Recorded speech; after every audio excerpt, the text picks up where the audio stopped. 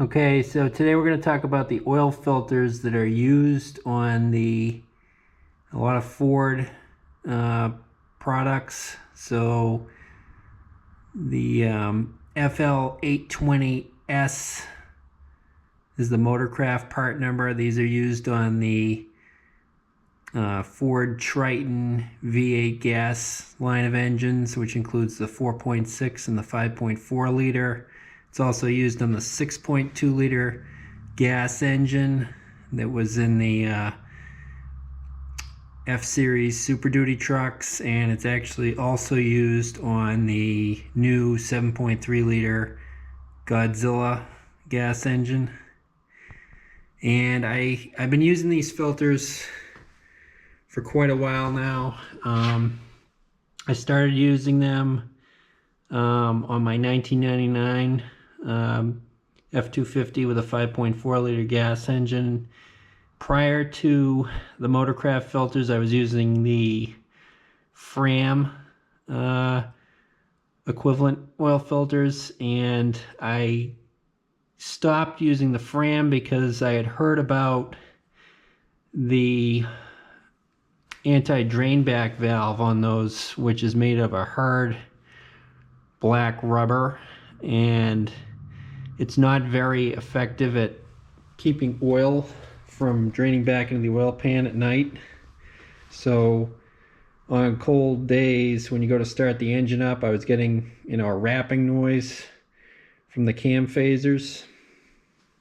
So that's what brought me to the Motorcraft filters, because they actually advertise right in the box, that it's got a silicone anti-drain back valve. And for years the filters looked like this. It had these small ribs on the back side. And then recently, I've been using the same filter for like 20 years now. And then recently I noticed that the outside of the filter can change, and it's got like these flats instead of the little serrations. And the other thing I noticed was, when you take the filter out of the box, there's all these little paint chips like inside the filter, which, is it going to cause your engine to immediately fail? Probably not, but it really bothers me. You can see the paint rubbed off from the rim of the filter here, and then it got inside. So last few oil changes, I've been going in there with like a Q-tip and trying to clean that paint out of the filter, but I'm like, you shouldn't have to do this. And it was never a problem with the old style filters. So I don't know what happened. Ford decided to, outsource their filter manufacturing to another company, and something has changed in the design and the manufacturing process too. So we'll cut this one open and see what it looks like inside. I cut this one open already. So for those of you that don't know, basically the oil flow goes through the outside, through these holes, and then it comes up the center hole into the engine. So this is kind of the inlet, and this here is the outlet into the engine. So on this filter that's cut open here, this is a leaf spring that goes in the bottom, and that is not part of the overpressure protection or anti-drain back valve. What that does is that pushes this filter element up against this threaded plate that's on the base of the filter. So that's basically that leaf spring helps account for the manufacturing tolerances of the filter element. by pushing that up against this. Okay, and this here is the anti-drain back valve. So basically when the oil flows through here, it pushes against this, you know, and allows the oil to surround the outside of the filter element. And something that's unique about the FL-820S oil filters is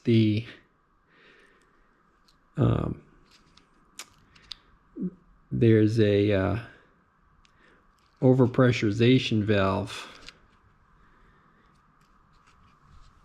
at the base of the filter. So basically, if this element becomes clogged, or if the oil is really thick on a cold day and the oil can't get through the filter, the oil flows into these little holes here, overcomes a black rubber flapper inside here, and it allows the oil to flow through these holes and up into the center end of the engine. So it prevents your engine from starving from oil. But on some of the other filters, there's basically a pressure relief valve in the base. So what that means is the oil flows across the filter element and into that valve before it enters the engine. So what that means is basically if there's, you know, particulate matter on the filter element, it's going to potentially wash that directly into your engine if the pressure relief valve has to open. So that's just a nice feature about, you know, these old style FL-820S Motorcraft oil filters. The new one has that same style valve as well, but I just really question the quality of the manufacturing because, like I said, you know, you see these paint chips everywhere, you know. But we'll open it up and we'll see what it looks like inside. Okay, so we got the new style FL-820S oil filter cut open on the right, and at first glance you can see they're pretty similar, you know, in comparison to the old filter on the left. The anti-drain back valve looks very similar. The material seems, actually the material is actually a little bit more pliable on the old style. Let's see, there's this part number here on the old style. 694453.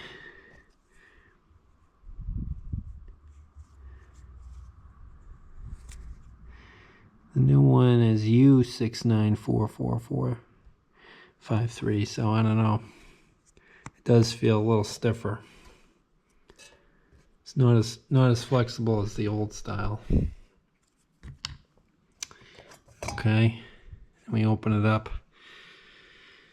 Let's take this old oil filter element out. So the pleats look pretty similar. You know, they're sort of evenly spaced except for where the splice is located. It's the same thing on the old style filter. So I don't know. I mean, there does look, if you watch some other videos on these filters, people are concerned about this black residue potentially coming loose. Now, it is on the dirty side of the filter, so if it did come loose, it would most likely just get trapped in the filter element. So I don't think it's the end of the world, but it would be nice if it wasn't there. But the old style filter has that same black residue, so I'm not sure it's really a problem.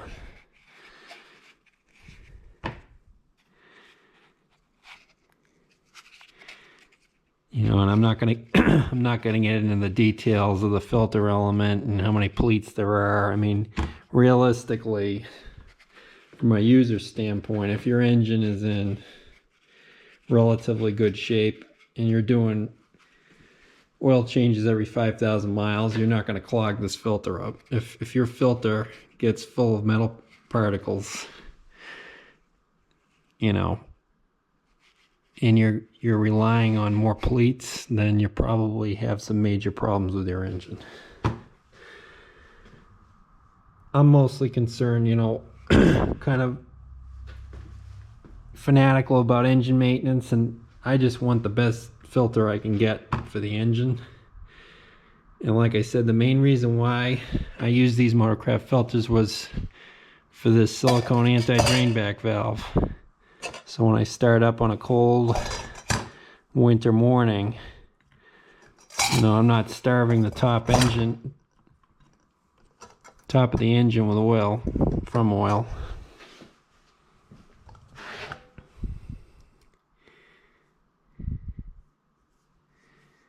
But we're going to take a look at some other filter brands, because, you know, I don't know. Really, I think my biggest concern about this new style Motorcraft filter is, you know, the paint chips getting in there. Really not happy about that. I'm interested to know if there's something better out there. You know, another detail I noticed is on the old filters, it says right on it, made in USA.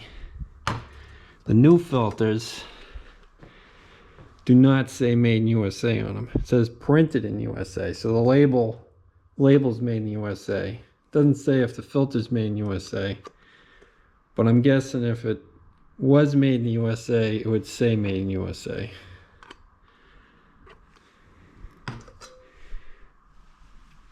And if you're wondering how I cut this filter open, I bought this oil filter cutting tool on Amazon. It actually works pretty well. It's got a really sharp cutter.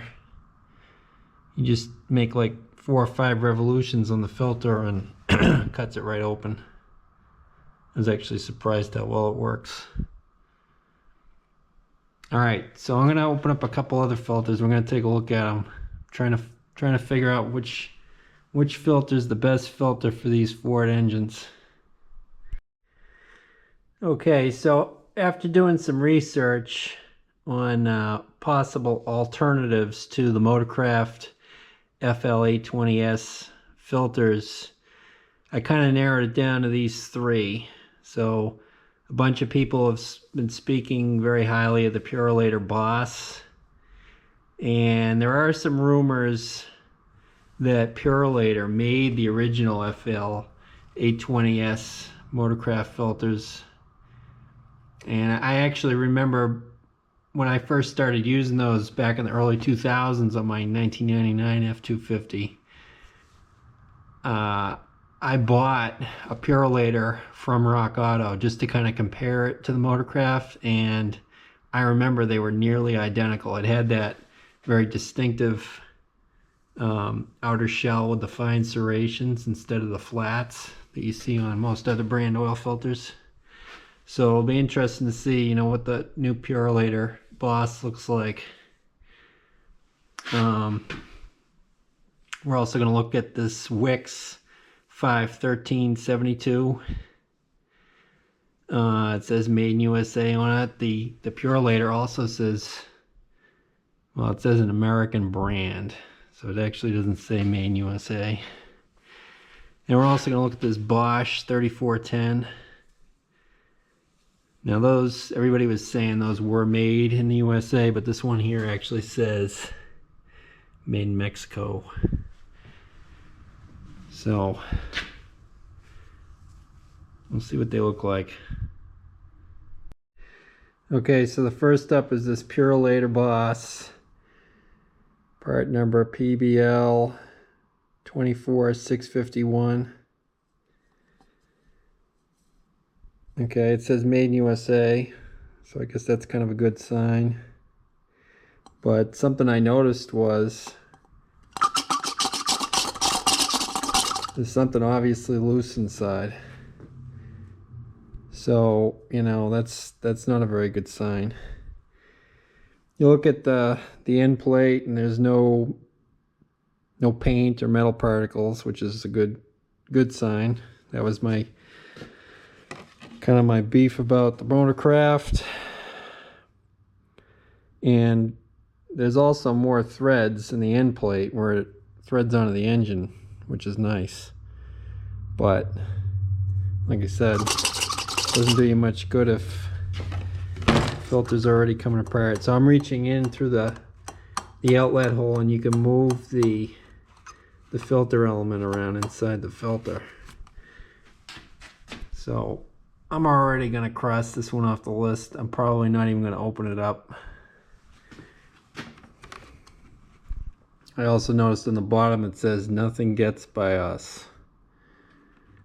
So I don't know. I'm not too happy about their quality control. The other thing that I noticed is a lot of these filters have louvers on the inner tube that goes inside the element, so you can see those louvers in there. Other filters don't have those louvers, they got holes, which it seems would allow for better flow of the oil through the filter element media. So that would lessen the chance of having that bypass valve need to open. You know, if the filter element was partially clogged, or if you had real thick oil on a cold day. The original FL-820S, that has holes like the Wix does. So I kind of favoring the Wix because of that.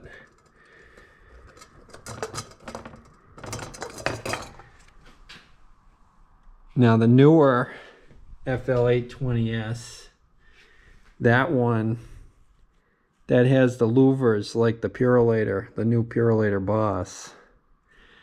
And it just seems to me like those louvers are going to restrict the flow. So I don't know. I'm kind of liking the Wix.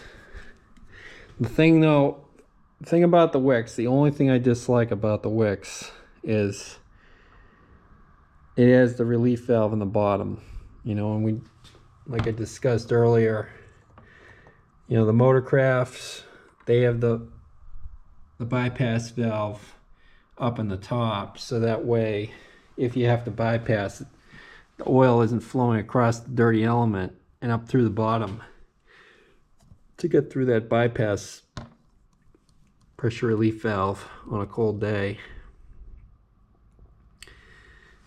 Now this Bosch, this has a bypass valve located in the base, much like the Motorcraft. So I don't know. This might be a good alternative. This filter does have some debris on it. I think it's mostly from shifting around in the box. It looks like it's cardboard, dust from the cardboard.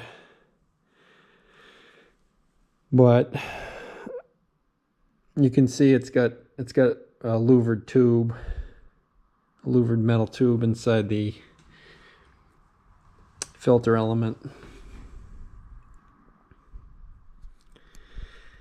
I guess we'll cut these open and see what they look like on the inside.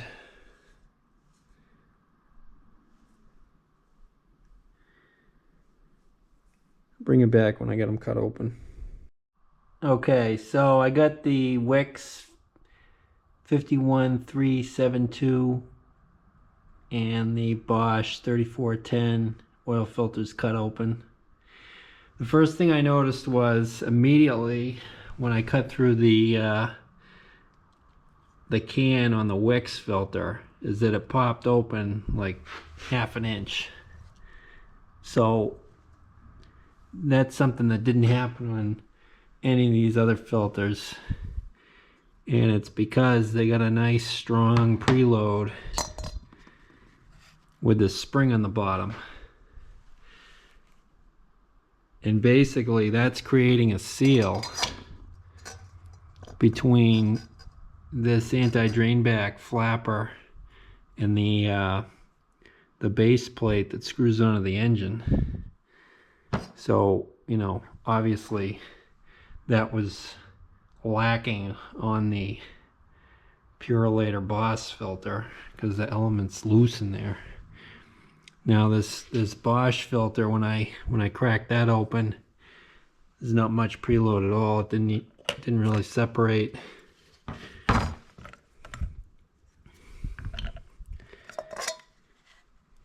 Yeah, and that filter element doesn't look so good. You know, I mean, that doesn't look good at all. It's like partially crushed. This looks like rust on the outside.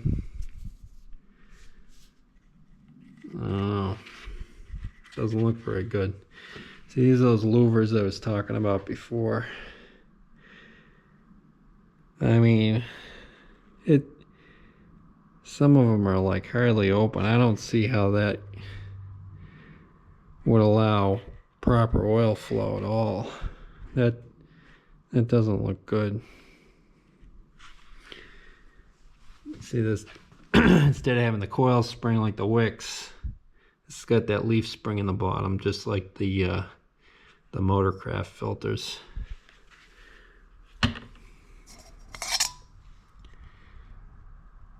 And a little bit of rust in the bottom there. Rust on that.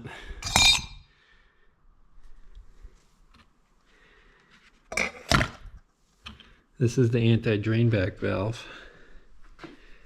So this just keeps the oil from, well, it allows oil to pass by this if the filter element's clogged. So if the oil can't get in through the filter media on the outside here, it goes through here. At least that's the way it's supposed to work. And this is the anti-drain back valve. It's pretty flexible. It's a little stiffer than the wicks. It's about the same as the newer Motorcraft FL-820S, but the old FL-820S is still the most flexible. I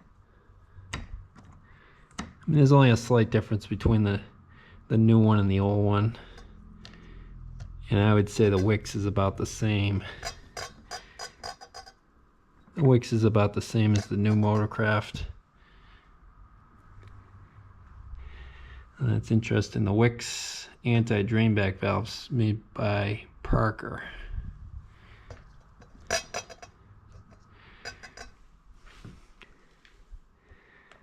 So really the only thing that I'm concerned about with the wicks is the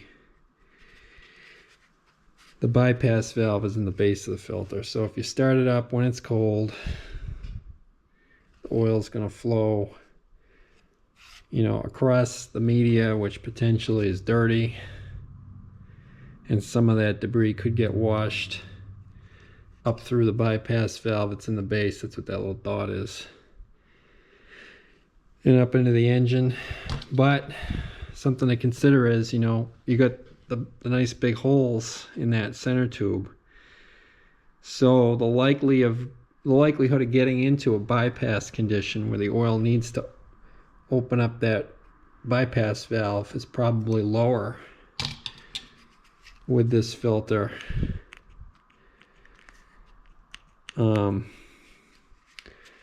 Than with, say, this Bosch, which has these louvers that are very restrictive, it seems. And I'm glad I opened this up because I was really feeling good about the Bosch. I almost felt like the Bosch was a better quality filter than the wicks. You know, because it looked great on the outside, and it what really made me happy was the fact that it has the bypass valve up in the top. But after cutting it open, I don't know, I'm not feeling too good about that. I'm thinking the wicks is the way to go. And the thing is, this bypass valve, it takes a lot of force to push that in. Seems like it would take a tremendous amount of oil pressure to push that in. But it would only happen if the filter element got clogged, or if it was a real cold day and the oil just couldn't flow through there. And I don't know how often the bypass valve needs to open. It'd be interesting to know, you know, on a normal startup, if you're running the proper viscosity oil for the engine. So in the 5.4, early on, I think they recommended 530 weight oil. Mine's a 2008 and it takes 520 weight oil, which is very thin. I don't know what the likelihood is that that valve needs to open if you start this up on a 0 degree Fahrenheit day, which we do get where I live. So I thought about trying to figure out, you know, what pressure it takes to overcome this bypass valve, but it wouldn't be easy to test. You'd have to build a special machine.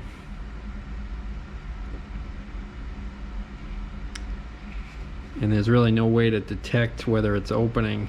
Like if you bought a filter housing and screwed that filter on and, you know, just put it in a really cold environment, it would be difficult to tell whether or not that valve is opening or if the oil is just flowing freely through the element. But I don't know. It's a difficult decision which filter to use. I mean, the new Motorcraft filter really isn't that bad. It's just the paint chips. But I think the Wix filter is probably the best quality out of all of them. Let me know in the comments what you think I should start using. Be interesting to get your opinion. Thanks for watching. Like and subscribe.